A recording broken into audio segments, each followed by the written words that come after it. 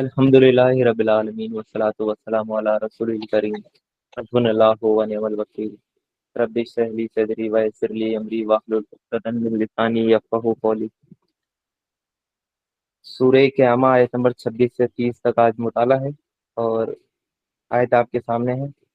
آیت نمبر 26 میں جو سلسلہ کلام ہے وہ اسی کڑی سے وہ جڑتا ہے جو اللہ تعالیٰ کہتے ہیں ہرگز نہیں، یعنی جب جان حلق تک پہنچ جائے گی، جو یہ ہرگز نہیں ہے یہ سلسلہ کلام کو اسی کڑی سے جوڑتا ہے جو اس پوری سورہ قیامہ کا جو پس منظر تھا کہ جو کفار تھے، مشرکین مکہ تھے، وہ قیامت کا انکار کرتے تھے، آخرت کا انکار کرتے تھے، تو اللہ تعالیٰ انہی کو رپلائی کرتے ہوئے ہرگز نہیں، یعنی تمہارا یہ خیال غلط ہے، اسی سلسلہ کلام سے اس چیز کو وہ جوڑتا ہے کہ وہ یعنی ہے تمہارا یہ خیال وہ غلط ہے کہ تمہیں مر کر مٹی ہو جانا ہے، تمہیں مر کر وہ فنا ہو جانا ہے اور تمہیں اپنے رب کے پاس واپس نہیں جانا ہے، یہ تمہارا خیال بالکل غلط ہے۔ پھر اللہ تعالیٰ یہاں پر آگے بات اسٹارٹ کرتے ہیں کہ جب جان حلق تک پہنچ جائے گی اور کہا جائے گا کہ کوئی ہے جھاڑ پھونک کرنے والا، تو اللہ تعالیٰ نے کہا کہ یہ تمہارا خیال بالکل غلط ہے کہ مرنے کے بعد کوئی زندگی نہیں ہے، قیامت نہیں آئے گی اور تم مر کر مٹی ہو جاؤ گے، تم اپنے رب کے پاس نہیں جانا ہے، بالکل نہیں، تمہاری یہ بات غلط ہے۔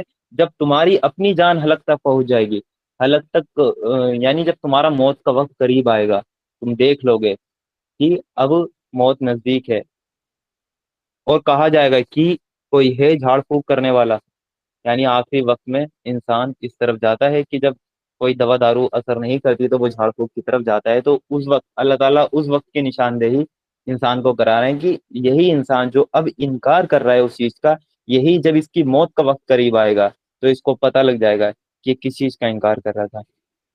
یہاں جو جو جھاڑ پھونک کے لیے لفظ استعمال ہوا ہے وہ راکین استعمال کیا ہے اللہ تعالیٰ نے، راکین، جس کے معنی ہوتے ہیں، اس کے دو میننگ ہوتے ہیں عربی میں، ایک ہوتا ہے رقیہ، رقیہ جو ہم کرتے ہیں اس کے بھی معنی ہوتا ہے اس لفظ کے، اور دوسرے جو معنی ہوتے ہیں وہ ہوتے ہیں چڑھنے کے، یعنی جو رقی کے معنی وہ چڑھنے کے، یعنی کسی چیز کو لے کر چڑھتا ہے کوئی، تو یہ دو معنی عربی میں اس چیز کے لیے یہ ورڈ یوز ہوتا ہے راکین۔ تو اگر ہم اس کو پہلے معنی میں لیں، یعنی رقیہ یا تعویذ گنڈے یا جھاڑ پھونک کے معنی میں اگر ہم اس کو لیں، تو اس کا مطلب یہ ہوگا کہ جب آخری وقت انسان کا آتا ہے، جب ساری انسان اپنی پورے اسباب اختیار کر لیتا ہے، ساری دوائیں اس پہ لگا دیتا ہے، اور ہر کسی چیز سے وہ مایوس ہو جاتا ہے، یعنی آخری وقت میں ڈاکٹر نے بھی ہاتھ کھڑے کر دیے، جو وہ کچھ کر سکتا تھا وہ بھی کر دیا، بڑے سے بڑے ہاسپٹلس میں اس نے دکھا لیا، جتنا کچھ کر سکتا تھا وہ کر لیا، تو پھر آخری وقت میں اس کے ریلیٹیوز یا وہ خود یا اس کے جو خاندان کے لوگ ہوتے ہیں اس کو سجیشن دیتے ہیں کہ کسی جھاڑ پھونک کرنے والے کو ہی بلا لو، اب تو دوا کچھ کام نہیں کر رہی، تو کسی جھاڑ پھونک کرنے والوں کو کی بلا لو تاکہ اس کی جان بچ جائے۔ لیکن جب دنیا سے جدائی کا وقت ہوتا ہے تو اس ٹائم پہ کوئی جھاڑ پھونک کرنے والا بھی کام نہیں آتا، تو اللہ تعالیٰ نے وہ چیز یہاں پر کوٹ کری ہے کہ جب کہا جائے گا، یعنی ہر کوئی کہتا ہے، جب دیکھ لیتے ہیں نا کہ مریض کی موت بالکل قریب ہے، ڈاکٹر ہاتھ کھڑے کر دیتے ہیں، ڈاکٹر بول دیتے ہیں کہ اب آپ ان کے صرف دن گنے کہ کتنے دن ان کے بچے ہیں، ہم نے جو کچھ کر سکتے تھے ہم نے کر لیا ہے، کر کے دیکھ لیا ہے، تو انسان جب اسباب سے مایوس ہوتا ہے تو وہ اللہ تعالیٰ کی طرف نہیں جاتا، وہ اللہ تعالیٰ نے انسان کی ایک دوسری جو چیز ہے اس کو ہائی لائٹ کیا ہے کہ وہ جھاڑ پھونک کی طرف جاتا ہے کہ ہے کوئی جھاڑ پھونک کرنے والا۔ اور جب مصیبت آتی ہے، کسی انسان پہ ایسی مصیبت آتی ہے کہ وہ اپنے سامنے موت کو دیکھ لیتا ہے تو وہ ایک دم اللہ تعالیٰ کو یاد کر لیتا ہے، یہ بات قرآن سے ہی ثابت ہے، قرآن میں اللہ تعالیٰ نے اس کا وہ کافی بار وہ ذکر کیا ہے کہ جب ان کی موت کا وقت قریب آتا ہے یا کوئی مصیبت ان پر آتی ہے تو یہ اللہ تعالیٰ کو پکارنے لگتے ہیں، اپنے جھوٹے خداؤں کو یہ بھول جاتے ہیں، یہ بھی ایک انسان کی جو فطرت تھی اس کو بھی اللہ تعالیٰ نے ہائی لائٹ کیا ہے۔ تو یہ کامن بات ہے اور ہمارے معاشرے میں بھی یہ دیکھی جاتی ہے کہ ایک اگر مریض ہے، کسی کے گھر کا کوئی ایڈمٹ ہے، اس کو ڈاکٹر نے ہاتھ کھڑے کر دیے، سب کچھ اس نے اسباب اختیار کر لیے، وہی اس کے جو ریلیٹیوس ہوتے ہیں، جو فیملی والے ہوتے ہیں، وہی اس کو سجیشن دیتے ہیں کہ کوئی جھاڑ پھونک کرنے والا ہے وہی بچا سکتا ہے اب اس کو، کوئی اوپری طاقت ہی اس کو مطلب کہ بچائے گی، جبکہ اگر اس کی موت کا وقت ہے تو وہ جا کر رہے گا، کوئی اوپری طاقت نہیں بچا سکتی، یہ بات قرآن سے ثابت ہے کہ جب آپ کو موت آنی ہوگی تو نہ ایک سیکنڈ اس سے پہلے آپ مر سکتے ہیں اور نہ ایک سیکنڈ بعد میں اس سے مریں گے، ایگزیکٹ اسی ٹائم پہ مریں گے جو وقت آپ کی موت کا متعین ہے۔ اور جب لوگ جو منافق ہیں وہ جہاد سے جی چراتے تھے تو اللہ تعالیٰ نے ان کے اوپر تبصرہ کرتے ہوئے قرآن میں کہا ہے کہ اگر تم موت کے خوف سے جہاد میں نہیں جا رہا ہو، اگر تمہیں موت آنی ہوگی تو چاہے تم محفوظ جو قلعے ہوتے ہیں ان کے اندر آپ رہیں، محفوظ قلعوں میں آپ بند ہو جائیں، تب بھی آپ کو موت آ کر رہے گی۔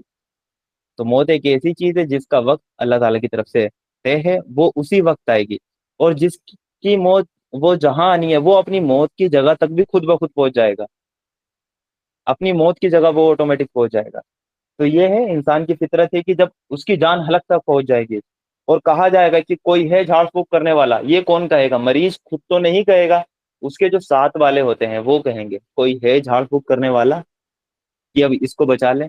اور یہ پریکٹیکل انسیڈنٹ خود میرے ساتھ بھی ہوا ہے۔ میرا کہ بیٹا ایڈمٹ تھا، وہ کافی دن ہو گئے تھے، یعنی 15 یا 16 دن اس کو ہو چکے تھے اس ٹائم پہ، اور 18ویں یا 19ویں دن ڈاکٹر نے ہاتھ کھڑے کر دیے کہ اب کچھ نہیں ہو سکتا۔ تو میں ٹرائی کر رہا تھا کہ یہ بیسٹ ہاسپٹل ہے، یہاں سے اور اچھا ٹریٹمنٹ کہاں ملے گا، تو میں کہ وہاں کی ٹرائی کر رہا تھا۔ وہیں جو ریلیٹیوس تھے وہ کیا سجیشن دے رہے تھے کہ ہم نے ایک مولوی صاحب سے پتہ کیا ہے کہ آپ ایک مرغا لیں، اس کو جوا کریں، اور اس کے جو خون وغیرہ ہے نا وہ آپ آسمان میں اچھالیں، پتہ نہیں چیل کو وہ ان کو کھلانا تھا یا پتہ نہیں کیا کرنا تھا۔ تو یہ سجیشن مجھے کال کر کے مجھے بار بار کہہ رہے ہیں کہ آپ ایسا کریں، اس سے ہو جائے گا، اس سے ہو جائے گا۔ میں نے ان کو صاف بول دیا تھا اگر موت آنی ہوگی تو آ جائے گی، اگر یہ بچنا ہوگا، اس کی زندگی ہوگی تو یہ جیے گا، نہ یہ مرغے کو جو آپ دے رہے ہیں کہ اس کو جیوا کر کے ایسا کریں، اس سے کچھ نہیں ہوتا۔ یہ عمل میں نے ان سے صاف کہہ دیا، یہ عمل اللہ کے رسول صلی اللہ علیہ وسلم سے ثابت نہیں ہے۔ تو وہ اس بات میں مطمئن ہاں کہ نہیں ہوئے، یہ تو بہاوی ہے یا کچھ کر کے انہوں نے اس بات کو ایسے ہواؤں میں ٹالا۔ لیکن اصل چیز یہی ہے کہ ہمارا ایمان یہ ہونا چاہیے کہ جتنے دن کی یہ اپنی زندگی لے کر آیا ہے اتنے دن ہی یہ مطلب دنیا میں جیے گا۔ جب بچہ ماں کے پیٹ میں ہوتا ہے تو 4 مہینے کا جب بچہ ہوتا ہے تو فرشتہ آتا ہے، وہ اللہ تعالیٰ سے منادی کرتا ہے کہ اللہ تعالیٰ اس کی زندگی کتنی ہے، اللہ تعالیٰ اس کا رزق وہ کتنا ہے، اللہ تعالیٰ اس کی تقدیر اچھی ہے یا بری ہے، وہ سب کچھ لکھ کر جاتا ہے۔ تو وہ تو اپنا ٹائم ماں کے پیٹ میں لکھوا کر لایا ہے، اب آپ کچھ بھی کر لیجئے، آپ کو اللہ تعالیٰ کی فرمانبرداری کا راستہ نہیں چھوڑنا ہے۔ تو یہی چیز ہوتی ہے کہ آخری وقت میں جھاڑ پھونک کی طرف انسان جاتا ہے، تو اللہ تعالیٰ نے اسی چیز کو ہائی لائٹ کیا ہے کہ جس چیز کا آپ انکار کر رہے ہو، آخرت کا، قیامت کا انکار کر رہے ہو، جب آپ کی موت کا وقت آئے گا، جب جان آپ کی حلق تک پہنچ جائے گی اور کہا جائے گا، آپ کے آس پاس یہ شور ہوگا کہ کوئی ہے جھاڑ پھونک کرنے والا، کوئی ہے اوپری جو اوپری اثرات کا وہ علاج کرنے والا، تو جب یہ کہا جائے گا تو اس وقت کا اللہ تعالیٰ نے انسان کو تصور کرایا ہے۔ اور جو راکین ہے اس کے دوسرے جو معنی ہے وہ چڑھنے کے بھی ہیں، یعنی وہ کسی چیز کو لے کر اوپر چڑھنا۔ اگر اس آیت میں راکین کے معنی ہم چڑھنے کے لیں تو اس سے مطلب ہوگا کہ جو موت کے وقت جب فرشتہ آتے ہیں تو جو اس کے پاس فرشتہ آئیں گے نا وہ کہیں گے اس کی روح کو کسے لے کر جانا ہے، یعنی کون سے والے فرشتوں کو لے کر جانا ہے، عذاب کے فرشتوں کو یا رحمت کے اور نیک فرشتوں کو۔ جو عذاب کے فرشتے ہوتے ہیں اور ایک ہوتے ہیں رحمت کے فرشتے، فرشتے سبھی نیک ہوتے ہیں۔ تو وہ اس کی روح کو کون لے کر اوپر جائے گا؟ تو راکین کے اگر اس معنی میں چڑھنے کا میننگ لے جائے تو یہ ہوگا، اور اسی وقت یہ فیصلہ ہو جائے گا کہ اس کی روح کو مرنے والا وہ کس حیثیت سے آخرت میں وہ جا رہا ہے۔ اگر وہ نیک ہوگا تو رحمت کے فرشتے اسے لے کر جائیں گے، اگر وہ برا انسان ہوگا تو رحمت کے فرشتے اس کے قریب بھی نہیں پھٹکیں گے، بلکہ عذاب کے فرشتے اسے گرفتار کر کے اس کو لے کر جائیں گے۔ تو یعنی مرنے والے کو اسی وقت پتہ لگ جائے گا آخری وقت میں کہ اس کے ساتھ آگے کیا معاملہ ہونے والا ہے۔ اس کو پتہ لگ جائے گا کہ مجھے جو لینے آئے ہیں وہ رحمت کے فرشتے ہیں یا عذاب کے فرشتے ہیں۔ ان کی اللہ تعالیٰ ظاہری شکل بھی اس کو ایسی دکھائے گا، رحمت کے فرشتے ہوں گے تو کافی شاندار ان کو دکھیں گے، لیکن عذاب کے فرشتے اتنے ہی خوفناک اس کو نظر آئیں گے۔ تو اسی وقت یہ فیصلہ کر دیا جائے گا کہ اس کو کون لے کر اوپر جائے گا۔ تو یہ اللہ تعالیٰ یہاں پر انسان کی جو فطرت ہے اس کو ایڈریس کرتے ہوئے یہ بتا رہا ہے کہ آپ کا یہ خیال جو آپ یہ دنیا میں باتیں بنا رہے ہو کہ مرنے کے بعد کوئی زندگی نہیں ہے، قیامت کبھی برپا نہیں ہوگی۔ اللہ کے رسول کی ایک حدیث تو یہ بھی ہے کہ مومن کی قیامت کیا ہے، انسان کی جو قیامت ہے وہ کیا، اس کی موت بھی تو قیامت ہے۔ بڑی قیامت تو تب آئے گی لیکن موت بھی تو قیامت ہے، ہر انسان کی وہی قیامت ہے۔ تو اسی چیز کا انکار کر رہے تھے، تو اللہ تعالیٰ نے یہی کہہ دیا کہ جب तुम्हारी जान हलक तक पहुंच जाएगी, और कहा जाएगा कि कोई है झाड़ फूक करने वाला।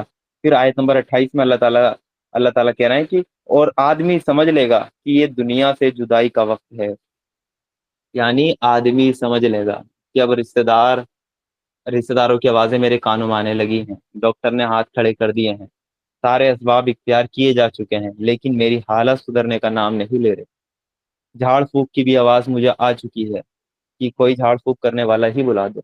तो उस टाइम पे आदमी समझ लेगा कि ये दुनिया से जुदाई का वक्त है। वो समझ लेगा कि अब मेरा टाइम पूरा हुआ, उसको रियलाइज हो जाएगा ये दुनिया से जुदाई का वक्त है, और पिंडली से पिंडली जुड़ जाएगी। फिर अल्लाह ताला ने कहा आयत नंबर 29 में, पिंडली से पिंडली जुड़ जाएगी। तो मुफस्सिरीन ने इसके जो माना लिए हैं, जो वर्ड यूज हुआ है वो साख यूज हुआ है, उसके माना जो कि पिंडली के हैं, उसके आम लुग़वी माना में मुफस्सिरीन ने इसके लिए है कि इससे मुराद ये है कि जब आदमी का मौत का वक्त आएगा ना, उसकी टांगे सूख कर एक दूसरे से जुड़ जाएंगी। तो उन्होंने आम लुग़वी माना से इसको ताबीर किया है। लेकिन इसको अगर अरबी मुहावरे के मुताबिक हम देखेंगे, पिंडली से पिंडली जुड़ जाना, तो अरबी मुहावरे में पिंडली से पिंडली जो जुड़ जाना है, उसका इस्तेमाल होता है शिद्दत के लिए, सख्ती के लिए। मुसीबत के माना में इस्तेमाल इसको किया जाता है, यानी शिद्दत, सख्ती, मुसीबत, यानी मौत के वक्त की अल्लाह ताला वो सख्ती बता रहे हैं कि वो सख्ती कैसी होगी, उसकी उसको यहाँ मुहावरतन बात की गई है, पिंडली से पिंडली का जुड़ जाना। यानी इतना सख्त वो मरहला होगा कि इंसान की पिंडली से पिंडली जुड़ जाएगी। तो हो सकता है किसी इंसान की पिंडली से पिंडली वो ना जुड़े, वो ऐसे ही दुनिया से वफात हो जाए, और बहुत से इंसान होते भी हैं। तो इसका मतलब इस आयत में जो अल्लाह ताला बात कह रहे हैं पिंडली से पिंडली जुड़ने की, वो इसी माना में कह रहे हैं जो अरबी में मुहावरतन बात यूज होती है, यानी शिद्दत के माना में, सख्ती के माना में, मुसीबत के माना में अल्लाह ताला यहाँ बात कर रहे हैं। अच्छा, उस वक्त क्या मुसीबतें इंसान के साथ होंगी? मौत के वक्त इंसान के साथ दो मुसीबतें एक साथ वो जमा हो जाएंगी। पहली जो पहली मुसीबत है इंसान के साथ, वो है कि इंसान को एक मुसीबत तो ये होगी उस वक्त कि दुनिया और उसमें जो चीज भी मौजूद है उससे जुदा होने की मुसीबत। ये भी तो मुसीबत है कि इंसान दुनिया से जुदा हो रहा है, और उसकी हर एक चीज से वो जुदा हो रहा है। तो एक मुसीबत तो ये है।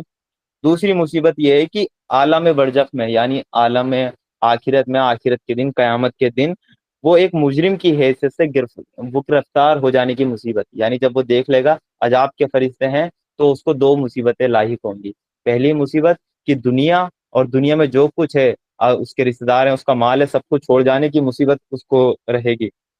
दूसरी मुसीबत उसको ये रहेगी कि वो आखिरत में अल्लाह ताला के हुजूर में जो पेश होगा, एक मुजरिम की हैसियत से होगा, क्योंकि उसको अजाब के फरिश्ते लेने आए हैं। और मौत के आखिरी वक्त में वो फरिश्ते नजर आ जाते हैं, तभी तो उसकी रूह कब्ज करते हैं। वो रूह कब्ज करने के बाद उसको नजर नहीं आते, रूह कब्ज होने से पहले उसको नजर आते हैं। जो हम बोलते हैं ना कि बोलता बंद हो गया उनका, वो सुबह से कुछ नहीं बोले हैं, इशारों में ही बात कर रहे हैं, तो वो बोलता क्यों बंद होता है? मौत के वक्त इंसान का बोलता भी बंद हो जाता है, वो बोल नहीं पाता। जब फरिश्ते नजर आए उस वक्त नहीं बोल पाएगा वो पड़ोसी को नहीं बता पाएगा कि फरिश्ता आ गए। उसके चाहे कितना भी करीबी उसके पास बैठा हो, उसको नहीं पता चलेगा फरिश्ता आ गए, लेकिन उसको, मरने वाले को पता लग जाएगा कि फरिश्ते आ चुके हैं, अजाब के फरिश्ते आ चुके हैं। तो अल्लाह ताला ये उन लोगों को रिप्लाई कर रहे हैं जो लोग वो कयामत का इनकार करते हैं, कि आदमी उस रोज समझ लेगा, जब पिंडली से पिंडली जुड़ जाएगी, उस रोज समझ लेगा कि दुनिया से जुदाई का वक्त है, और उसकी पिंडली से पिंडली जुड़ जाएगी। यानी पिंडली से पिंडली जुड़ना एक वो सख्ती का एक मरहला अल्लाह ताला यहाँ बता रहे हैं कि दो मुसीबतें उस पर जमा हो जाएंगी। पहली मुसीबत कि उसने जो दुनिया में जो कुछ किया, जो प्रॉपर्टी बनाई, जो दुनिया में अपना लिविंग स्टैंडर्ड उसने बढ़ाया, उसको अप करने में लगाया, सारी सलाहियतें उसने दुनिया बनाने में लगा दी। एक वक्त वो आना है कि सब कुछ छोड़ के इंसान को जाना है अल्लाह ताला के हुजूर। अब असल चीज ये है कि अल्लाह के हुजूर आपको जो पेश होना है, एक मुजरिम की हैसियत से पेश होना है, या एक अल्लाह ताला के फरमाबरदार बंदे की हैसियत से, या मोमिन की हैसियत से आपको पेश होना है। असल ये चीज डिसाइड करेगी कि आपके साथ आगे के मामलात कैसे होंगे। एक चीज तो तय है, चाहे मोमिन हो काफिर हो, उसको दुनिया से जाना ही जाना है। कुल्लू नफ्सिन जायकतुल मौत, हर जानदार को मौत का मजा चखना है, दुनिया से तो जाना है। ये बात तय है, मोमिन के लिए भी, मुनाफिक के लिए भी, मुसलमान के लिए भी, काफिर के लिए भी, हर किसी के लिए। असल ये चीज है कि आप यहाँ से जाने के बाद अपने रब के हुजूर में एक मुजरिम की हैसियत से पेश होना चाहते हैं, या एक फर्माबरदार बंदे की हैसियत से आप पेश होना चाहते हैं। तो एक मुसीबत तो इंसान पे जो अल्लाह ताला का फर्माबरदार नहीं होगा, यही होगा कि दुनिया में जो कुछ है उससे जुदाई का ये वक्त है। सारी चीजें ऐसे ही वो छोड़कर उसको जाना है, जो उसने कमाया है, जो उसने गाड़ियां खरीदी हैं, जो उसने अपने फ्लैट बनाए हैं, जो उसने अपना माल जमा किया है, जो उसने गिन गिन कर रखा है, अल्लाह ताला की राह में नहीं दिया है, वो सब कुछ वो छोड़ कर जाएगा। जितने भी उसके अजीज हैं, जितने भी उसके रिश्तेदार हैं, करावतदार हैं, वो सबको छोड़कर उससे जाना है। तो ये भी एक बड़ा कठिन मरहला होता है इंसान के लिए कि सब कुछ छोड़कर अल्लाह ताला के हुजूर में जाना है। और ये बात हमें खुद को भी सोचनी है कि हमें भी एक दिन इस दुनिया से जाना है। ये दुनिया की सबसे बड़ी सच्चाई है मौत, जिसका कोई भी इनकार नहीं कर सकता। इंसान खुदा का इनकार कर सकता है, इंसान हर चीज का इनकार कर सकता है, लेकिन इंसान मौत का इनकार कभी नहीं कर सकता। तो जो बात तय है, हमें उसी पे तैयारी करनी चाहिए कि एक वक्त आएगा कि हम इस दुनिया की जो जितनी भी चीजें हैं, जितनी भी हमने बनाई हैं, इन सबको छोड़कर हमें अल्लाह ताला के हुजूर में पेश होना है। तो असल जो मेहनत की जाए वो आखिरत के लिए की जाए, कि अल्लाह के हुजूर जब हम पेश हों तो एक फर्माबरदार बंदे की हैसियत से हम खड़े हों वहां पर। अगर एक मुजरिम की हैसियत से हम खड़े हैं तो हमारे साथ बड़ा कमर तोड़ बर्ताव होने वाला है वह। तो ये हमें खुद को ही देखना है। अच्छा, मौत के वक्त की सख्ती, हाँ, वो कुछ लोग कहते हैं कि जो अल्लाह अल्लाह ताला के नेक बंदे होते हैं, फर्माबरदार बंदे होते हैं, उनको सख्ती नहीं होती। जबकि अल्लाह के रसूल सल्लल्लाहु अलैहि वसल्लम ने हमें डराया है मौत की सख्ती से। मौत की सख्ती से हमें डराया गया है। कुछ लोग होते हैं कि अगर आप फर्माबरदार हैं तो आप पर मौत की सख्ती नहीं होगी। हाँ, वो हदीस मिलती है कि जब जो मोमिन बंदा है उसकी रूह ऐसे कब्ज की जाती है जैसे आटे में से अगर कोई बाल फंस जाता है ना, तो उसको पकड़कर हम खींच लेते हैं। जैसे आटे में से, जैसे आटे में अगर कोई बाल फंस गया तो हम उसमें से बाल निकाल लेते हैं। तो कितना आसान होता है। और ऐसे ही, ऐसे तो मोमिन की रूह कब्ज होगी। और जो काफिर है उसकी रूह ऐसे कब्ज होगी जैसे कि कोई जो कांटेदार कोई झाड़ी है उस पे अगर कोई सूती या कोई कॉटन का वो कपड़ा पड़ा हुआ है और वो उसमें अच्छी तरह फंसा हुआ है, फिर उसको जो कि उसको जब हम पकड़ कर खींचेंगे तो वो कपड़ा इतनी आसानी से नहीं निकलेगा, वो कपड़ा फट जाएगा। तो काफिर की रूह ऐसे कब्ज होगी, यानी उसको इतनी शिद्दत होगी। तो मोमिन को तो मोमिन को मुझे डिस्टर्ब मत करना उसको। मोमिन को मौत के वक्त जो रूह कब्ज होगी वो तो बड़ी आसानी से हो जाएगी, लेकिन मौत के वक्त की जो सख्तियां हैं वो मोमिन को भी वो कुछ ना कुछ होंगी। क्योंकि अल्लाह के रसूल सल्लल्लाहु अलैहि वसल्लम ने भी इससे पनाह मांगी है। ऐसा नहीं है कि आप मोमिन हैं, अल्लाह ताला के फरमाबरदार हैं, तो आपको आपको मौत के वक्त कुछ भी आपको सख्ती लायक नहीं होगी। एक हदीस मैं आपके सामने रखना चाहूंगा, जो कि अल्लाह के रसूल सल्लल्लाहु अलैहि वसल्लम के आखिरी लम्हात थे, आखिरी पल थे, उससे हमें पता लगेगा कि मौत कितनी सख्त चीज है। ये हदीस आपको सही बुखारी में मिल जाएगी, 4449 नंबर पे ये हदीस है कि जो की अम्मी आयशा की गोद में अल्लाह के रसूल सल्लल्लाहु अलैहि वसल्लम ने अपनी आखिरी सांसें ली थी।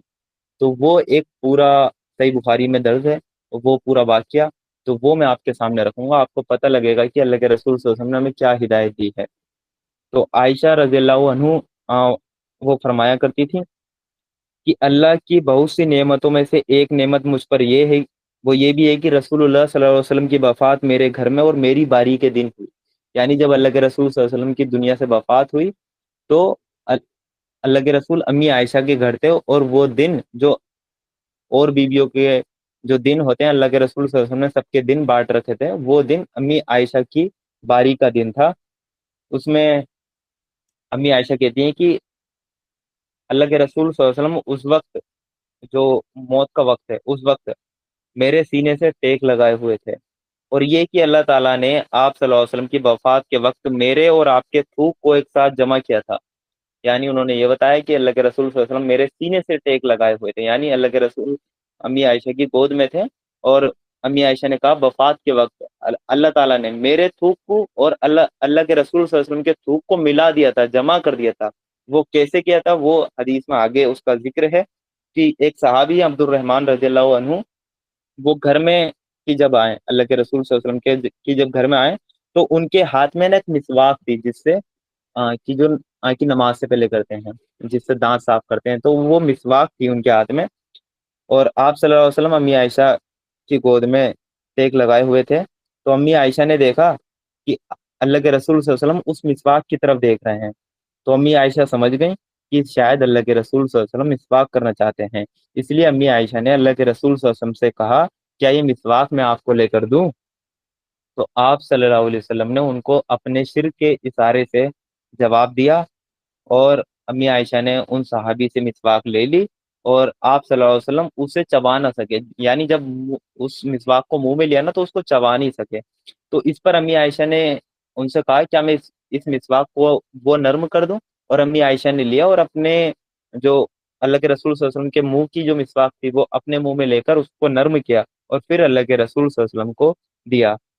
اور اس وقت اللہ کے رسول صلی اللہ علیہ وسلم کے پاس ایک بڑا سا پیالہ رکھا ہوا تھا، جس کے اندر پانی تھا، یعنی موت کے وقت اس کے اندر پانی تھا، اور وہ اللہ کے رسول صلی اللہ علیہ وسلم بار بار اپنے ہاتھ جو ہے نا اس پیالے کے اندر داخل کر رہے تھے، اور پھر انہیں اپنے چہرے پر پھیرتے اور فرماتے لا الہ الا اللہ، یعنی اپنے ہاتھ اس پیالے کے پانی میں ڈالتے اور اپنے چہرے پر اس کو پھیرتے اور فرماتے لا الہ الا اللہ، اور پھر اللہ کے رسول صلی اللہ علیہ وسلم مطلب کہ وہ کہتے جاتے لا الہ الا اللہ، اور امی عائشہ سے کہتے کہ موت کے وقت شدت ہوتی ہے، موت کے وقت شدت ہوتی ہے، اور آپ صلی اللہ علیہ وسلم اپنا ہاتھ اٹھا کر کہنے لگے فی الرفیق العلی، عربی میں یہ اللہ کے رسول صلی اللہ علیہ وسلم نے کہا فی الرفیق العلی، یعنی سب سے عظیم رفیق کے پاس، جس کا مطلب یہ ہے کہ میں سب سے اونچی صحبت یعنی اللہ تعالی کے پاس جا رہا ہوں۔ اللہ کے رسول نے کہا موت کے وقت سختی ہوتی ہے، اور کہا میں اپنے سب سے رفیق جو اونچی صحبت والا ہے اس کے پاس میں جا رہا ہوں، اور یہاں تک کہ آپ صلی اللہ علیہ وسلم وفات فرما گئے اور آپ کا ہاتھ جھک گئے۔ تو یہ حدیث تھی جس سے ہمیں پتہ چلا کہ اللہ کے رسول صلی اللہ علیہ وسلم کو بھی موت کے وقت سختی ہوئی۔ تو ہم یہ جملہ نہیں بول سکتے کہ آپ مومن ہیں تو آپ کو موت کے وقت کچھ بھی سختی نہیں ہوگی۔ جب اللہ کے رسول صلی اللہ علیہ وسلم کو سختی ہوئی تو دنیا میں کوئی ایسا انسان نہیں ہے کہ اس کو موت کے وقت سختی نہیں ہوگی۔ تو ہمیں موت سے کہ گھبرانا چاہیے کہ اس کی سختیوں سے ہمیں کہ اللہ تعالی ہمیں اپنی پناہ میں رکھے۔ اور ایک اور حدیث ہے جس میں امی عائشہ نے اس بات کو ہی کلیئر کر دیا، جو یہ لوگوں میں مسکنسیپشن ہے کہ مومن کو موت کے وقت سختی نہیں ہوگی۔ سنن نسائی میں حدیث ہے 1831 نمبر پہ ہے، امی عائشہ وہ فرماتی ہیں کہ اللہ کے رسول صلی اللہ علیہ وسلم میری آگوش میں وفات پائے، میں مطلب یعنی امی عائشہ کی گود میں انہوں نے وفات پائی، اور رسول اللہ صلی اللہ علیہ وسلم کی وفات دیکھنے کے بعد میں کسی کے لیے موت کی سختی کو ناپسند نہیں کرتی۔ امی عائشہ کہہ رہی ہیں اللہ کے رسول صلی اللہ علیہ وسلم کی وفات میں نے خود دیکھی، میری گود میں تھے وہ، ان کی وفات دیکھنے کے بعد میں کسی کے لیے موت کی سختی ناپسند نہیں کرتی۔ یعنی جب اللہ کے رسول صلی اللہ علیہ وسلم کو موت کی سختیاں ہوئیں، لاحق ہوئیں، تو پھر وہ کسی اور کے لیے کیوں پسند کریں گے؟ یہ تو ہر کسی کو اس مرحلے سے گزرنا ہے۔ تو آپ یہ دیکھیں کہ جو وہ پنڈلی سے پنڈلی جڑ جائے گی، یعنی جو شدت کے معنی میں اللہ تعالیٰ نے یہ ورڈ یوز کیا ہے کہ اس وقت سختیاں ہوں گی، تو یہ سب کو ہوں گی، مومن کو بھی ہوں گی، کافر کو بھی ہوں گی۔ یہ ہو سکتا ہے مومن کو کم ہو یا یا بالکل نہ کی برابر ہوں، لیکن ہوں گی ضرور، اور کافر کو تو بڑی سخت سختیاں ہوں گی موت کے وقت۔ تو یہ ہمیں اس پہ غور و فکر کرنا چاہیے کہ اللہ تعالیٰ ہمیں اپنی پناہ میں رکھے، اپنی رحمت سے ہمیں ڈھانپ لے، تو آدمی سمجھ لے گا کہ یہ دنیا سے جدائی کا وقت ہے، اور اس کی پنڈلی سے پنڈلی جڑ جائے گی۔ پھر اللہ تعالیٰ آگے اللہ تعالیٰ نے فرمایا آیت نمبر 30 میں، اور وہ دن ہوگا تیرے رب کی طرف روانگی کا، وہ دن ہے تیرے رب کی طرف روانگی کا، یعنی جو آپ لوگ قیامت کا انکار کر رہے ہیں، آخرت کا انکار کر رہے ہیں، وہ جو بڑی قیامت ہے، پوری دنیا ختم ہوگی، پھر اللہ تعالیٰ سب انسانوں کو دوبارہ زندہ کر کے اپنے حضور پیش کرے گا، وہ تو ہوگی، جب ہوگی اس کا وقت طے ہے، وہ اپنے وقت پہ ہوگی۔ لیکن جو اللہ کے رسول نے فرمایا کہ انسان کی موت بھی تو قیامت ہے، یہ اسی قیامت کی بات چل رہی ہے، وہ دن ہوگا تیرے رب کی طرف روانگی کا، یہ ہے۔ تم سوچ رہے ہو کہ یہ دنیا ہی اصل ہے، اسی میں جو مرضی کرتے پھرو، تمہیں اپنے رب کے پاس جا کر اس کی جواب دہی نہیں کرنی ہے۔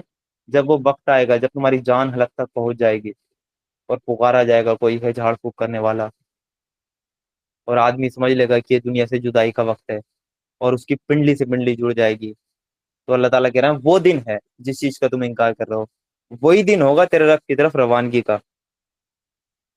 اب اللہ تعالیٰ کی طرف روانگی کا جو دن ہوگا، اس میں انسان اللہ تعالیٰ تک وہ کیسے پہنچے گا؟ اس کے متعلق ایک حدیث میں آپ کے سامنے رکھتا ہوں، کہ جو سنن ابن ماجہ میں آپ کو حدیث ملے گی، 4262 نمبر پہ یہ حدیث آپ کو مل جائے گی، جو حضرت ابو ہریرہ رضی اللہ عنہ سے یہ حدیث انہوں نے روایت کی ہے، کہ اللہ کے رسول صلی اللہ علیہ وسلم نے فرمایا، وہ آدمی جس کی موت وہ وہ آدمی جس کی موت وہ قریب ہو، اس کے پاس فرشتہ آتے ہیں۔ یعنی سب سے پہلے جو روانگی ہوگی اللہ تعالیٰ کے پاس، سب سے جو پہلا مرحلہ ہے کہ آدمی کے پاس فرشتے آئیں گے موت کے وقت۔ اگر آدمی نیک ہو تو کہتے ہیں نکل اے پاک روح جو پاک جسم میں تھی، یعنی اگر وہ مرنے والا انسان نیک ہے تو فرشتے، اس رحمت کے فرشتے اس سے آ کر کہیں گے کہ نکل اے پاک روح جو پاک جسم میں تھی، یعنی اس روح کو قبض کرتے ہوئے وہ فرشتے یہ کہیں گے۔ پھر کہیں گے نکل تو قابل تعریف ہے، یعنی تو نے بڑی قابل تعریف کام کیا ہے، تو نے بہترین کام کیا ہے دنیا میں، اور پھر اس کو وہ خوشخبری دیں گے فرشتے، موت کے وقت ہی انسان کو بتا دیں گے۔ پھر فرشتے کہیں گے وہ تجھے وہ خوشخبری ہو رحمت اور خوشبو کی، نعمتوں کی، اور اس رب سے ملاقات کی جو ناراض نہیں۔ یعنی مومن کو وہ فرشتے تبھی بتا دیں گے کہ وہ تجھے خوشخبری ہو، تو نے بڑا قابل تعریف کام کیا ہے، رحمت کی تجھے وہ خوشخبری ہو، اور اپنے رب سے ملاقات کی جو تجھ سے ناراض نہیں ہے۔ یعنی اللہ تعالی ہم سے ناراض ہے یا نہیں ہے، جو فرشتے ہم کو نظر آئیں گے تبھی ہم کو پتہ لگ جائے گا۔ اور وہ فرشتے اس مومن کو بار بار اس کی روح وہ کرتے ہوئے وہ یہی بشارت دیتے رہیں گے کہ نکل ہے پاک روح پاک جسم میں سے، نکل تو قابل تعریف ہے، وہ تجھے خوشخبری ہو رحمت اور خوشبو کی، نعمتوں کی، اور اس رب سے ملاقات کی جو ناراض نہیں ہے۔ یہ الفاظ بار بار فرشتے اس سے دہراتے جائیں گے، یہاں تک کہ وہ جسم سے نکل آتی ہے، اس کی روح جسم سے نکل آتی ہے، اس کی روح قبض ہو جاتی ہے، اور وہ پھر فرشتے کیا کرتے ہیں، اسے آسمان کی طرف وہ چڑھا لے جاتے ہیں، اور اس کے لیے دروازہ کھول دیا جاتا ہے، یعنی آسمانوں کے دروازے اس روح کے لیے کھول دیے جاتے ہیں۔ جیسے ہی انسان کی روح قبض ہوتی ہے، پہلا مرحلہ یہ ہے کہ انسان کی روح کو فرشتے لے کر آسمان کی طرف چڑھتے ہیں، اور اس کے لیے اگر وہ روح نیک ہوتی ہے تو اس کے لیے آسمان کے دروازے بھی کھول دیے جاتے ہیں۔ یعنی مومن کو موت کے وقت ہی پتہ لگ جائے گا کہ میں کیا کچھ کرا ہے میں نے، اور کیا کچھ میرے ساتھ آگے ہونے والا ہے۔ اور جب وہ آسمان کی طرف فرشتے جاتے ہیں تو جو پہلے آسمان کا وہ دروازہ ہے وہاں تک پہنچتے ہیں، تو وہاں پہ جو کارندے ہوتے ہیں اس دروازے کے، تو وہ ان سے کہتے ہیں یہ کون ہے، یعنی یہ آپ کس کو لے کر آئے ہیں، یہ کس کی روح کو آپ لے کر آئے ہیں؟ تو وہ فرشتے ان سے کہتے ہیں یہ فلاں شخص ہے، اس کا جو بھی نام ہوتا ہوگا وہی لیتے ہوں گے کہ یہ وہ شخص ہے۔ تو پھر تب کہا جاتا ہے وہ خوش آمدید، یعنی وہ فرشتے کہتے ہیں کہ خوش آمدید، ان فرشتوں کو پتا ہوتا ہے یہ فلاں شخص تو بڑا نیک تھا، تو ان کو فرشتے ویلکم کرتے ہیں، اس روح کو، جو نیک روح ہوتی ہے اس کا پہلے آسمان پہ ویلکم ہوتا ہے، اور پھر اس سے جو فرشتے ہوتے ہیں وہ کہتے ہیں پاک روح جو پاک جسم میں تھی داخل ہو جا، تو قابل تعریف ہے، اور تجھے خوشخبری اور رحمت اور خوشبو کی اور اس رب سے ملاقات کی جو ناراض نہیں ہے۔ یعنی وہ فرشتے بھی جو پہلے آسمان پہ ہوتے ہیں اس کو یہی وہ خوشخبری دیتے ہیں، اور اسے مسلسل اسی طرح کہا جاتا ہے یہاں تک کہ اسے لے کر اس آسمان تک پہنچتے ہیں جس پر اللہ کی پاک ذات ہے، اللہ تعالیٰ تک اس نیک روح کو لے کر جایا جاتا ہے۔ یہ ہے وہ دن ہوگا تیرے رب کی طرف روانگی کا، ایسے ہوگی مومن کی روانگی، خوش آمدید کرتے ہوئے۔ سات آسمان ہیں، ساتوں آسمانوں پر، ہر آسمان پر ایک دروازہ ہے، اس دروازے پہ فرشتے معمور ہیں۔ جب معراج کا واقعہ تھا اس کی تفصیل میں ہم نے دیکھا تھا کہ اللہ کے رسول صلی اللہ علیہ وسلم ہر آسمان کے دروازے پہ جاتے تھے، وہاں ان کو ایک نبی بھی ملتے تھے، اور وہ فرشتے بھی ملتے تھے جو ان کی حفاظت میں معمور تھے۔ تو وہ فرشتے ان کا ویلکم کرتے ہوئے، یعنی مومن کی جو روح قبض ہو رہی ہے نا، ایک ویلکم کرتے ہوئے وہ اپنے رب سے ملاقات کے لیے جا رہی ہے۔ جیسے ہم دنیا میں دیکھتے ہیں نا کہ کسی کے لیے ریڈ کارپیٹ بچھا دیا، سب کی نگاہیں اسی کی طرف جمی ہوئی ہیں، कोई उसके फोटो क्लिक कर रहा है, कोई उसके साथ सेल्फी ले रहा है, तो कितना वो खुद को प्राउड फील करता है कि मैं कुछ हूँ अपने आप में चीज। तो जो मोमिन की जो रूह होगी, तो उसको तो फरिश्ते उसकी रूह के कब्ज होने से पहले तक वो खुशखबरियां देते रहेंगे, और अब उसके रब से उसकी मुलाकात वो फरिश्ते वो कराएंगे। अगर मरने वाला, अब हम दूसरी साइड भी देख लेते हैं, वो भी इसी हदीस में जिक्र है। अगर मरने वाला आदमी बुरा हो तो, यानी नेक नहीं है, अल्लाह ताला का फरमाबरदार नहीं है, अगर वो बुरा है, तो जो फरिश्ता आते हैं वो रहमत के नहीं आते, वो अजाब के फरिश्ता आते हैं, और उससे कहते हैं, मरने वाले से कहते हैं, निकले गंदी रूह जो गंदे जिस्म में थी। यानी उसकी रूह भी गंदी है, उसका जिस्म भी गंदा है। मोमिन की रूह भी पाक थी, उसका जिस्म भी पाक था। और जो अगर मरने वाला नेक नहीं है, तो वो फरिश्ते कहते हैं, निकल एक गंदी रूह जो गंदे जिस्म में थी। निकल तो काबिल मजम्मत है, नेक रूह वो काबिल तारीफ थी, और ये काबिल मजम्मत है। और फिर उसको भी, बुरी रूह को भी फरिश्ते वो खुशखबरी देते हैं। जैसे नेक रूह को फरिश्तों ने खुशखबरी दी थी, ऐसे ही बुरी रूह को भी फरिश्ते वो खुशखबरी देते हैं। वो फिर फरिश्ते उनसे कहते हैं कि तुझे खुशखबरी हो, पर किस चीज की? जन्नत की, रब से मुलाकात की? नहीं, तुझे खुशखबरी हो खोलते हुए पानी की, पीप की, और दूसरे उसके मुख्तलिफ अजाबों की। यानी उसको खुशखबरी दी जाती है, लेकिन किस चीज की? अल्लाह ताला के अजाब की। और उसे मुसलसल इसी तरह कहा जाता है, यहाँ तक कि वो जिस्म से निकल आती है। यानी उसकी रूह कब्ज करने से पहले से, और उसकी रूह कब्ज जब तक होती है, फरिश्ते उसको इसी चीज की खुशखबरी देते रहते हैं। खुशखबरी किस चीज की? पीप की, खोलते हुए पानी की, और मुख्तलिफ अजाबों की। यानी जो जहन्नुम के अजाब की जो तफसील है ना, वो उसको बताते रहते हैं कि तेरे साथ क्या होने वाला है। जो इंसान समझ लेगा कि उसके साथ वो कमर तोड़ बर्ताव होने वाला है, तो वो यही तो समझेगा। उसको फरिश्ते डिटेल बताते जाएंगे उस चीज की। और उसकी रूह वो कब्ज कर वो कर ली जाती है। फिर वो फरिश्ते उसको लेकर भी आसमान की तरफ चढ़ते हैं। जैसे नेक रूह को लेकर आसमान की तरफ चढ़े थे, उसको लेकर भी आसमान की तरफ वो चढ़ते हैं। तो उसके लिए आसमान के दरवाजे नहीं खुलते, उसके लिए आसमान के दरवाजे नहीं खुलते। यानी जो नेक रूह गई थी, उसके लिए आसमान के दरवाजे खुलते जा रहे हैं, वो अपने रब से मुलाकात करते ही। लेकिन जो बद रूह है, जो बुरी रूह है, उसके लिए पहले आसमान का दरवाजा भी नहीं खुलता। आसमान के दरवाजे वो नहीं खुलते। और जब वो पहले आसमान पे वो पहुंचते हैं, तो वो जो पहले आसमान की हिफाजत पे फरिश्ते मामूर हैं, वो कहते हैं कि ये कौन है? तो जो फरिश्ते उसकी रूह को कब्ज करके लेकर जाते हैं, वो कहते हैं ये फुला है। तो फिर वो पहचान लेते हैं, अच्छे फुला हैं।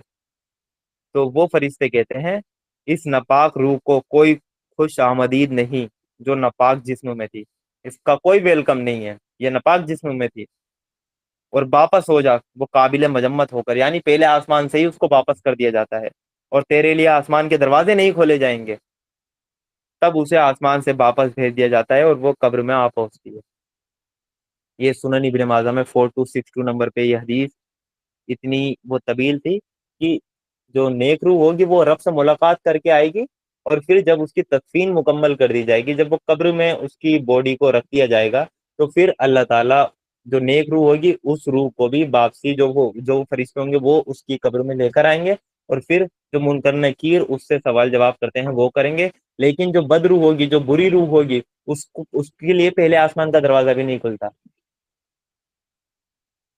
लेकिन दोनों रूहों को फिर एट द एंड वो कब्र में लाया जाता है, क्योंकि वो कब्र के भी सवाल हैं, उनका जवाब भी देना है। यहाँ एक हदीस और मैं बताना चाहूंगा आपको कि एक मोमिन की रूह उसके वो कर्ज की वजह से अटकी रहती है। अल्लाह के रसूल की हदीस है कि अगर कोई इंसान जिस पर कर्ज हो, वो उसी हालत में फौत हो जाए, तो जब तक उसका कर्ज अदा ना हो, तो उसकी रूह अटकी रहती है। तो इसके माना ये हो सकते हैं कि उसकी रूह को वो कब्र तक नहीं लाया जाता। उससे क्या पता हिसाब किताब थोड़ा लेट होते हो, कि जब उसका वो कर्ज अदा वो कर दिया जाए, तो आसमानों पे उसकी रूह अटकी रहती है। या इसका माना ये हो सकता है कि उसके लिए दरवाजे नहीं खोले जाते हों। तो जो कर्ज है वो बड़ी एक वो चीज है कि इंसान को बड़ी मजबूरी में लेना चाहिए, कि जब उसकी शदीद मजबूरी हो। क्योंकि अगर कर्ज की हालत में उसकी मौत हो गई, तो बड़ा ही आगे के बड़े सख्त मामले हैं अगर वो कर्ज उसके बाद कोई अदा ना करे तो। अल्लाह के रसूल सल्लल्लाहु अलैहि वसल्लम का अमल ये था कि जिस पर वो कर्ज होता था वो नमाज जनाजा नहीं पढ़ाते थे।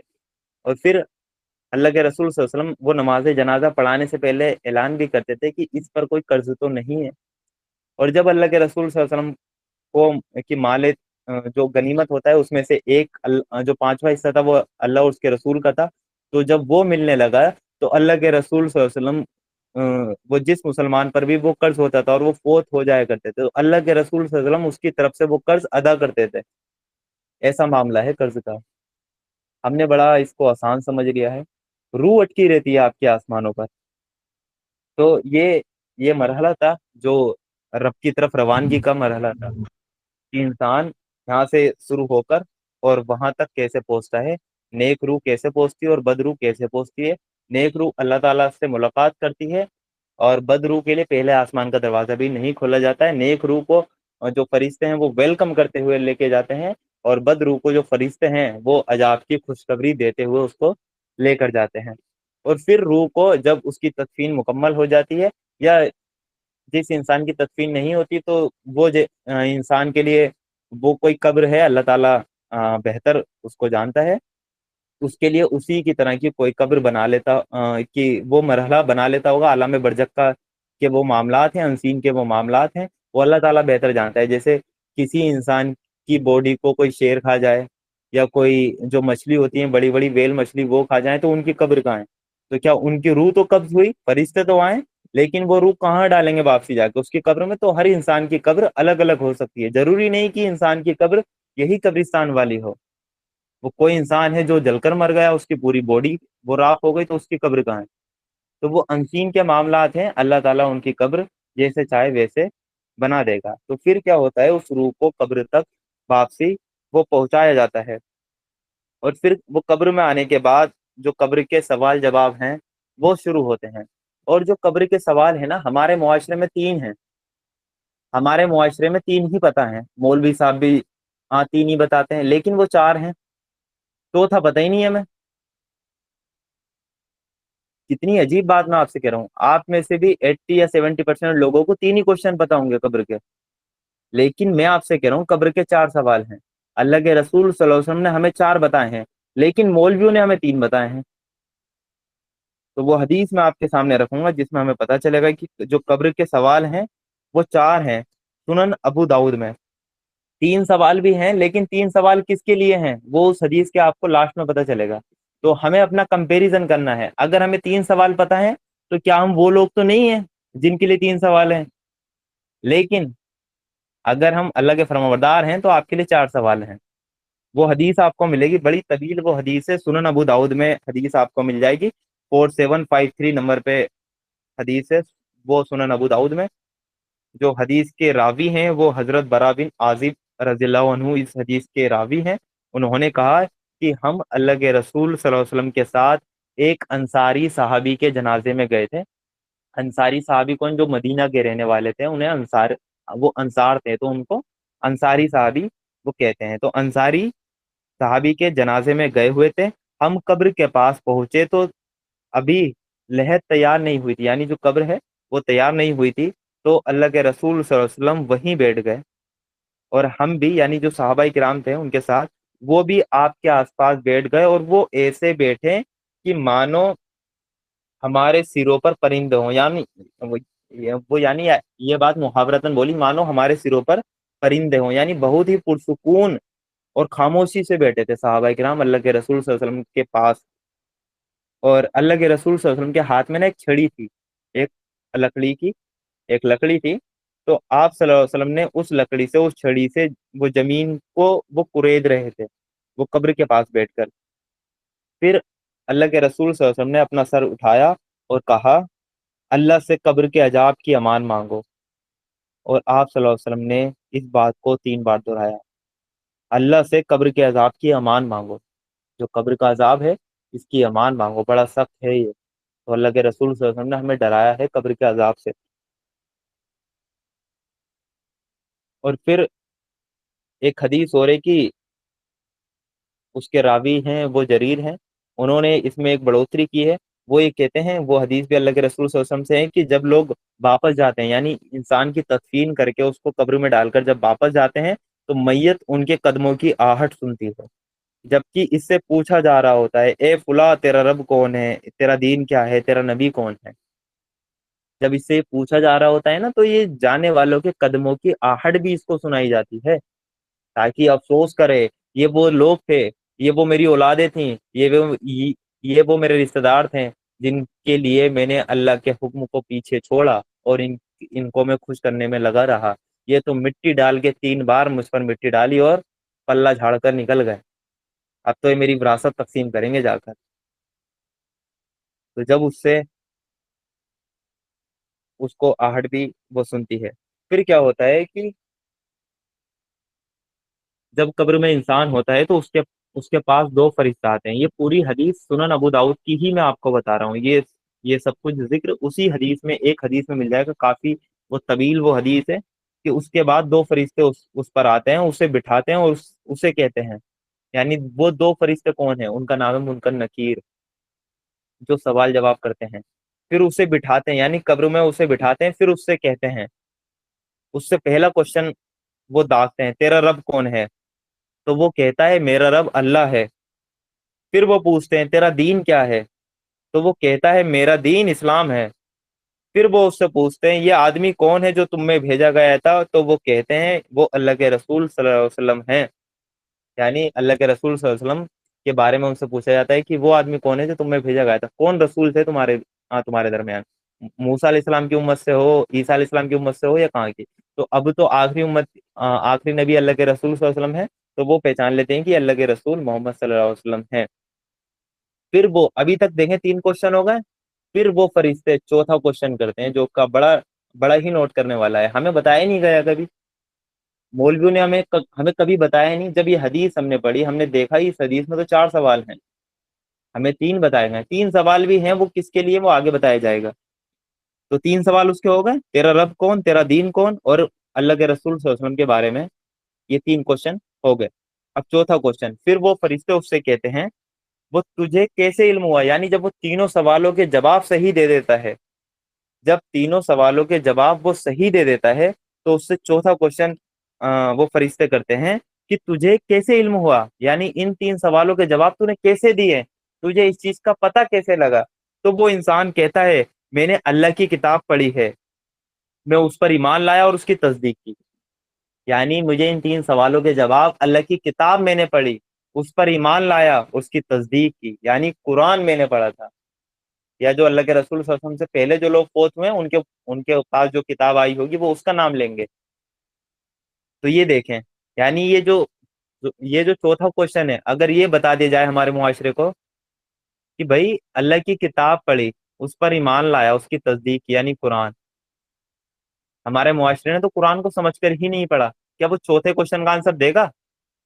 اللہ وہ تو فرشتوں سے یہ کہے گا میں نے وہاں مجھے 3 کا ہی پتا تھا، چوتھے کا تو مجھے پتہ ہی نہیں تھا، آپ چوتھا بھی پوچھیں گے؟ یعنی ان کوشچن کے جواب مجھے، جب انسان صحیح جواب دے دے گا تو اس سے چوتھا کوشچن کیا جائے گا، ادروائز نہیں کیا جائے گا، یعنی 3 کوشچن کے بعد چوتھا کوشچن اس انسان سے کیا جائے گا جو تینوں کے جو کے جواب ہوں گے وہ صحیح دے دے گا۔ تو وہ کہے گا میں نے اللہ کی کتاب پڑھی، اس پر ایمان لایا اور اس کی تصدیق کی، یعنی قرآن۔ تو قرآن کی فضیلت آپ سمجھ گئے ہوں گے کہ اس کو سمجھ کر پڑھنا کتنا ضروری ہے۔ اس کو اگر ہم سمجھ کر نہیں پڑھیں تو ہمارے ساتھ کیا کے معاملات ہو جائیں۔ اور پھر آسمان سے ایک اعلان کرنے والا اعلان کرتا ہے یقیناً تیرے بندے نے سچ کہا ہے، اسے جنت کا بستر بچھا دو، یعنی جب وہ سارے سوالوں کے جواب صحیح دے دیتا ہے تو ایک اعلان کرنے والا اعلان کرتا ہے یقیناً میرے بندے نے سچ کہا ہے، اسے جنت کا بستر بچھا دو اور اس کو جنت کا لباس پہنا دو، یعنی اس کی قبر میں جنت کا بستر بچھا دو، جنت کا لباس اس کو پہنا دو، اور اس کے لیے جنت کی طرف سے دروازہ کھول دو، یعنی الین اور سجیل میں سے الین میں نیک روح رہتی ہیں اور سجیل میں بری روح رہتی ہیں، تو اس کے لیے جنت کی کھڑکی کھول دو، دروازہ کھول دو، اور فرمایا جنت کی طرف سے وہاں کی ہوائیں راحتیں اور خوشبو آنے لگتی ہیں، اور اس کی قبر کو انتہائی نظر تک لمبا چوڑا کر دیا جاتا ہے، مومن کی قبر کو وہ کشادہ کر دیا جاتا ہے، جنتی بستر اس کے لیے کر دیا جاتا ہے، جنتی لباس اس کو پہنا دیا جاتا ہے، اور جنت کی ہوائیں اس کی قبر میں آنے لگتی ہیں۔ تو یہ مرحلہ ہوتا ہے قبر کا۔ اور پھر جو پھر جب کافر ہے اس کی موت کا ذکر کیا ہے اسی حدیث میں، اور فرمایا اس کی روح اس کے جسم میں لوٹائی جاتی ہے، یعنی کافر کی جب آسمان سے اس کی روح اس کے جسم میں لوٹائی جاتی ہے، اور وہ اس کے پاس آتے ہیں، کون؟ منکر نکیر، اس کو بٹھاتے ہیں، اس سے پوچھتے ہیں تیرا رب کون ہے؟ تو وہ کہتا ہے ہاں ہاں مجھے خبر نہیں۔ پھر وہ اس سے پوچھتے ہیں تیرا دین کیا ہے؟ تو وہ کہتا ہے ہاں ہاں مجھے اس کی بھی خبر نہیں۔ پھر وہ اس سے پوچھتے ہیں یہ آدمی کون ہے جو تم میں بھیجا گیا تھا؟ تو وہ کہتا ہے ہاں ہاں مجھے اس کی بھی خبر نہیں۔ یعنی تینوں سوالوں کے جواب نہیں دے پاتا۔ اچھا یہ چیز بھی آپ دھیان رکھیں کہ دنیا میں آپ نے جس کو رب مانا ہوگا اسی کو آپ وہ قبر میں آپ رب کہیں گے۔ دنیا میں آپ نے اللہ تعالیٰ کو رب مانا ہوگا تو وہ قبر میں آپ کے منہ سے آٹومیٹک نکل جائے گا میرا رب اللہ ہے۔ دنیا میں آپ نے اللہ کے علاوہ کسی اور کو رب بنا لیا تو قبر میں بھی وہی رب آپ کے منہ سے نکلے گا۔ دنیا اگر وہ قبر میں آپ چاہتے ہیں کہ میرا دین اسلام ہے، تو اگر دنیا میں زندگی آپ نے اسلام کے مطابق گزاری ہے تو قبر میں آپ کے منہ سے آٹومیٹک نکلے گا میرا دین اسلام ہے۔ میرا زندگی گزارنے کا طریقہ دین کیا ہے؟ وے آف لائف، زندگی گزارنے کا طریقہ، آپ کی زندگی گزارنے کا طریقہ کیا ہے؟ تو اگر آپ نے اسلام کے اکارڈنگ زندگی گزاری ہے تو قبر میں آٹومیٹک آپ کے منہ سے نکل جائے گا میرا طریقہ زندگی گزارنے کا اسلام تھا۔ پھر آپ سے پوچھا جائے گا یہ جو اللہ کے رسول صلی اللہ علیہ وسلم کے بارے میں پوچھا جائے گا، اگر آپ نے ان کے طریقے پہ عمل کیا ہوگا، ان کی سنتوں پہ عمل کیا ہوگا، ان کی پیروی کی ہوگی، ان کی فرمانبرداری کی ہوگی، تو آپ کے منہ سے آٹومیٹک نکل جائے گا کہ میں ان کا امتی ہوں، یہ نبی ہیں، یہ آقا ہے میرے، میں ان کا غلام ہوں، آٹومیٹک نکلے گا۔ لیکن اگر آپ نے زندگی نہیں گزاری ہوگی تو ہرگز نہیں نکلے گا۔ جیسے اگر اللہ کے نافرمان بندے سے جب فرشتے پوچھیں گے تیرا رب کون ہے، من ربو کا، تو وہ کیا کہے گا؟ اللہ کہے گا۔ کسی کا رب کون ہے؟ پیسہ ہے۔ کسی کا رب کون ہے؟ سماج ہے۔ اللہ کے رسول کی حدیث نہیں ہے کہ مارا گیا آ، وہ عبد ال وہ دینار اور درہم کا بندہ، یعنی جو دنیا میں دینار اور درہم کا بندہ رہا۔ دینار اور درہم کیا ایک کرنسی ہے، اس ٹائم کی کرنسی ہے، یعنی جو اس کا بندہ تھا جس نے اس کو رب بنایا تھا، پیسے کو رب بنایا تھا، تو وہ قبر میں وہی کہے گا۔ ہم سے اگر خدا نہ خواستہ اگر ہم سے وہ قبر میں وہ سوال ہو جائیں، تو ہم سے اگر فرشتے پوچھیں تو ہمارے منہ سے یہ نہ نکلے فرشتے پوچھنا ہے تیرا رب کون ہے، ہمارے منہ سے یہ نہ نکلے کہ میرا رب پیسہ ہے۔ یہی نکلے گا اگر دنیا میں اسی کو رب مانا ہوگا۔ تو یہ بات بھی ہمیں سمجھنی چاہیے کہ ہمیں زندگی بھی اللہ تعالیٰ کے اوپر ہی مان لا کر زندگی گزارنی، اسی کو رب ماننا ہے۔ جو طریقہ ہے وہ اسلام ہے اور اللہ کے رسول صلی اللہ علیہ وسلم کی پیروی ہے۔ تبھی ہم 3 سوال کے جواب دیں گے اور 14 سوال پھر ہم سے کیا جائے گا۔ اب جو مولوی ہم کو 3 سوال بتاتے ہیں نا، تو مولوی سمجھتے ہیں ہم کو اللہ تعالیٰ کا نافرمان، کیونکہ اللہ تعالیٰ کے نافرمان سے 3 ہی پوچھے جائیں گے۔ جب وہ 3 کے جواب ہی نہیں دے پائے گا تو چوتھا اس سے پوچھا ہی نہیں جائے گا۔ چوتھا پوچھا ہی اسی انسان سے جائے گا جو تینوں کے جواب صحیح دے دے۔ تو مولوی نہیں چاہتا آپ تینوں کے جواب صحیح دیں،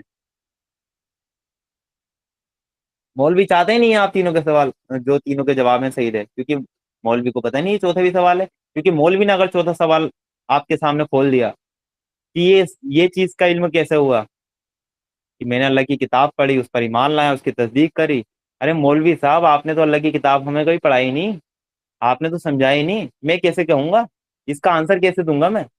اچھا یہ جو 3 کوشچن ہیں، یہ جو 4 کوشچن ہیں، اگر یہ کسی میں نان مسلم کو رٹوا دوں کہ بھائی تجھ سے اگر پوچھے مرنے کے بعد چل ایمان نہیں لا رہی ہے مت لا، لیکن اگر تجھ سے خدا نہ خواستہ اسلام حق ہوا اور تجھ سے یہ سوال ہونے لگے تو اللہ کہہ دینا، اسلام کہہ دینا، اللہ کے رسول صلی اللہ علیہ وسلم کا نام لے دینا اور بتا دینا قرآن سے، تو کیا وہ دے دے گا؟ نہیں، اس نے زندگی جس طریقے پہ گزاری ہوگی اسی طریقے پہ جواب دے گا، بھلے ہی اس کو کتنا ہی یاد ہو کہ ہاں دنیا میں میرا دوست تھا جو اللہ اللہ کہتا تھا، اس کے منہ سے اللہ اللہ نہیں نکلے گا۔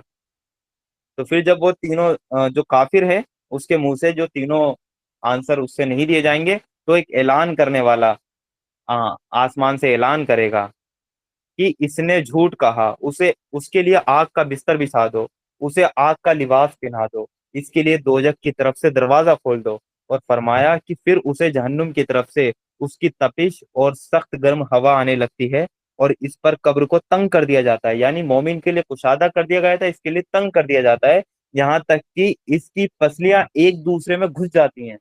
سوال جواب دینے کے بعد ہی نا اللہ تعالیٰ کے نافرمان بندوں کی پسلیاں ایک دوسرے میں گھس جائیں گی۔ ظاہری طور پہ آپ قبر کھولیں، آپ اس مردے کو نکالیں، ایز اٹ از ملے گا، لیکن وہ برزخ کے معاملات ہیں کہ اس کی پسلیاں ایک دوسرے میں گھس دی جاتی ہیں.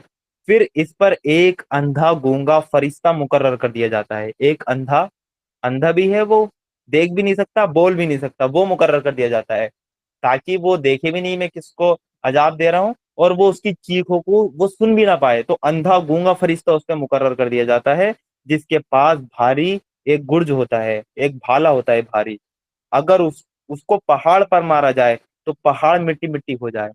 ایسا اس کے پاس ایک گرز ہوتا ہے جس کو پہاڑ پر مارا جائے تو پہاڑ اس سے مٹی مٹی ہو جائے. اور پھر وہ اسے اس کے ساتھ ایسی چوٹ مارتا ہے جس کی آواز جنوں اور انسانوں کے علاوہ مشرق اور مغرب کے بھی ساری مخلوق سنتی ہے. یہ دیکھیں آپ، جو وہ گرز ہوتا ہے جس کو پہاڑ پر مار دیا جائے تو پہاڑ ریزہ ریزہ ہو جائے. کوئی ہے ایسی مشین ہمارے پاس کی جو پہاڑ کو 1 سیکنڈ میں ریزہ ریزہ کر دے؟ کوئی نہیں ہے نا. اس کے پاس ہوگی. وہ مارے گا اس کافر کے، اس نافرمان کے. اور اس کی چیخ کی آواز، کیونکہ وہ تو اندھا اور وہ گونگا ہے فرشتہ، اس کو فرق نہیں پڑے گا. اس کے علاوہ اس کی چیخ کی آواز اتنی ہوگی، انسان اور جن کے علاوہ ساری مخلوق مغرب سے لے کے مشرق تک کی، یعنی ایسٹ سے لے کے ویسٹ تک کی ساری مخلوق سنیں گی اس کو، اس کی آواز کو، انسان اور جنوں کے علاوہ. اور پھر وہ مٹی ریزہ ریزہ ہو جاتا ہے. اور فرمایا پھر اس میں روح لوٹائی جاتی ہے، پھر اس میں واپسی اس کی روح لوٹائی جاتی ہے.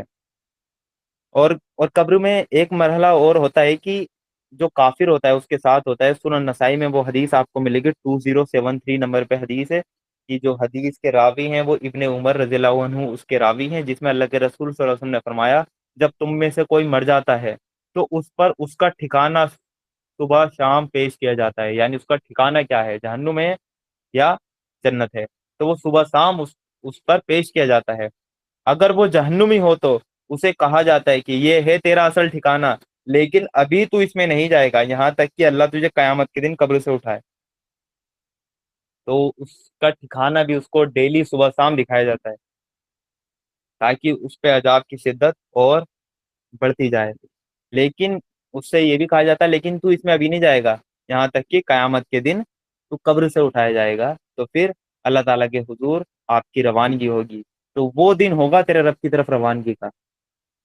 تو وہ دن وہ کیسا ہے، اس کے مرحلے کیا ہیں، وہ میں نے آپ کے سامنے رکھے کہ فرشتوں کا آنا، جو موت کی آخری سختی ہے وہاں سے لے کے فرشتے کیسے کیسے آئیں گے، اور اس دن ہم اپنے رب کے حضور کیسے جائیں گے. ہماری روح بھی جاتی ہے، اگر ہماری روح نیک ہے تو ہم شروع میں بھی ایک بار ملاقات کر کے آئیں گے اپنے رب سے.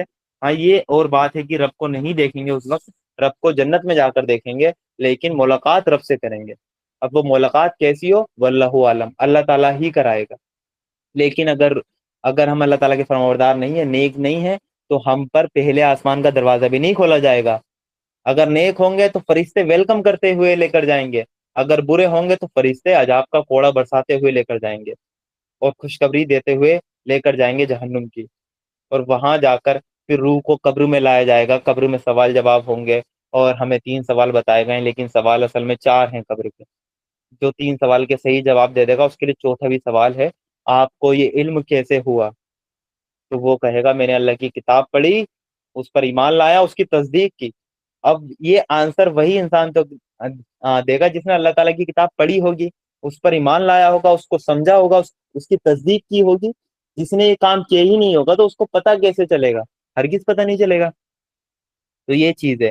پھر وہ قبر میں جو عذاب کی جو کافر ہے اس کے لیے عذاب ہے، اور مومن ہے اس کے لیے تو جنت کی بشارت ہے. وہاں پر اس کو جنتی لباس، جنتی بچھونا اور جنت کی ہوائیں کھول دی جائیں گی. اور کافر کے لیے جہنم کی کھڑکی وغیرہ سب کھول دی جائیں گی. اس کو ٹھکانا بھی صبح شام اس کا دکھایا جائے گا. مومن کو بھی صبح شام اس کا جنت کا ٹھکانا دکھایا جائے گا. مومن بڑی پرسکون سے پھر آرام کرے گا. یعنی مومن کے لیے جو سختی ہے موت کے وقت تو سختی ہے، کیونکہ اللہ کے رسول صلی اللہ علیہ وسلم پر بھی موت کے وقت سختی جاری ہوئی تھی، تو اس وقت تو سختی ہے، لیکن روح قبض ہونے کے بعد اس کے لیے پھر آرام ہی آرام ہے. اور پھر اللہ تعالیٰ کے جب میدان معیشر قائم ہوگا تو پھر لوگ دوبارہ قبروں سے اٹھیں گے. پھر دیکھیں جو روانگی ہے نا رب کی طرف، ایک روانگی وہ ہوگی جو اصل روانگی ہے. پھر دوبارہ میدان معیشر کی طرف لوگ جائیں گے، میدان معیشر میں جمع ہوں گے اور وہاں رب کے سامنے کھڑے ہوں گے. اور یہ ہے رب کی طرف روانگی. اور کہ جب وہاں پہنچیں گے تو میدان معیشر کی بھی مطلب سختیاں ہیں اس کا انشاءاللہ وہ کسی دوسری آیتوں میں موقع ملا تو جو میدان محشر کی سختیاں ہیں اس کے اوپر بھی ہم ذکر کریں گے. اور مومن جو رہے گا میدان محشر کی بھی سختیاں اس کو لائق نہیں ہوں گی. اللہ کے رسول صلی اللہ علیہ وسلم سے جا کر ملے گا حوض کوثر پہ. جب پانی کی سختی ہوگی تو وہ حوض کوثر پہ اللہ کے رسول صلی اللہ علیہ وسلم سے ملے گا, ان کے ہاتھ سے پانی پیے گا, اور پھر اللہ تعالیٰ کے عرش کے سائے کے نیچے وہ رہے گا, اس کو کائیں کی سکتے. اور وہاں جب اللہ تعالیٰ کے پاس روانگی کا دن ہوگا تو میدان محشر میں بھی پھر آپ سے 5 سوال داغے جائیں گے.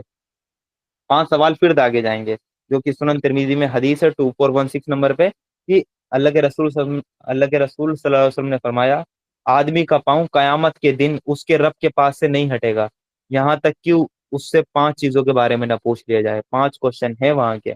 پہلا, اس کی عمر کے بارے میں کہ اس نے کہاں خرچ کی, یہ جو عمر ہم نے تمہیں دی تھی اسے کہاں لگایا. اس کی جوانی کے بارے میں, اسے کہاں کھپایا.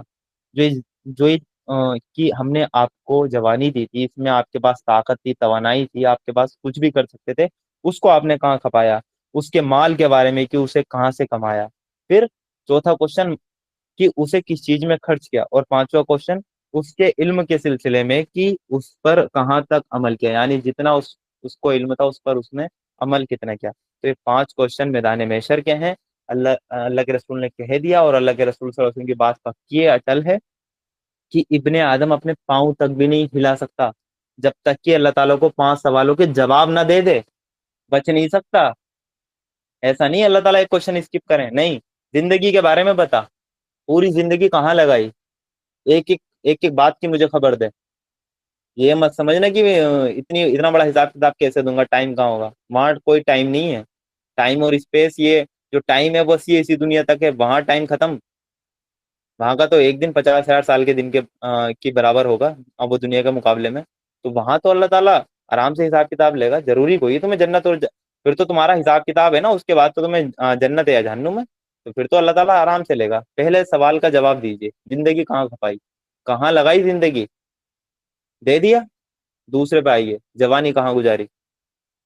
زندگی میں آپ نے جوانی کا حساب دیا ہوگا, پوری زندگی کا حساب دیا ہوگا, پھر دوبارہ بتاؤ جوانی کہاں وہ گزاری, کہاں کھپائی آپ نے جوانی, کن کاموں میں آپ نے اس کو خرچ کیا, بتاؤ. اللہ تعالیٰ کو بتانا پڑے گا. دیکھیں ہم اپنی جوانی ہم کہاں لگا رہے ہیں, اپنی زندگی ہم کہاں لگا رہے ہیں. پھر مال کے بارے میں اللہ تعالیٰ پوچھے گا, مال کہاں سے کمایا, حرام سے تو نہیں کما لیا, جھوٹ بول کر تو نہیں کما لیا. دے جواب ایک ایک چیز کا, ایک ایک روپے کا جواب دے. مال کہاں خرچ کیا, اچھا کما لیا, اب یہ بتا خرچ کہاں کیا, اب بتا کہاں خرچ کیا. فضول خرچی تو نہیں کر دی. فضول خرچی کرنے والے شیطان کے بھائی ہوتے ہیں, اللہ تعالیٰ نے کہا. تو فضول خرچی تو نہیں کر دی, کہاں خرچ کیا. اچھا جتنا علم تھا اس پر عمل کتنا کیا, عمل ہے یا نہیں ہے. ایک اسی کے آگے کی حدیث ہے سنن ترمذی میں 2416 نمبر کی حدیث میں نے آپ کو بتائی. ایک ہے 2417 نمبر پہ, اس میں بھی اللہ کے رسول صلی اللہ علیہ وسلم نے کہا, قیامت کے دن وہ کسی بندے کے دونوں پاؤں نہیں ہٹیں گے یہاں تک کہ اس سے یہ نہ پوچھ لیا جائے اس کی عمر کے بارے میں کہ اسے کن کاموں میں ختم کیا. اس حدیث میں اور مطلب کی واضح ہے, اس کی عمر کے بارے میں کہ اس نے وہ کاموں میں اپنی عمر کو ختم کیا. اس کے علم کے بارے میں کہ اس پر کیا عمل کیا. اس کے مال کے بارے میں کہ اسے کہاں سے کمایا اور کہاں خرچ کیا. اس کے جسم کے بارے میں کہ اسے کہاں کھپایا. یہ جسم کہاں کھپایا,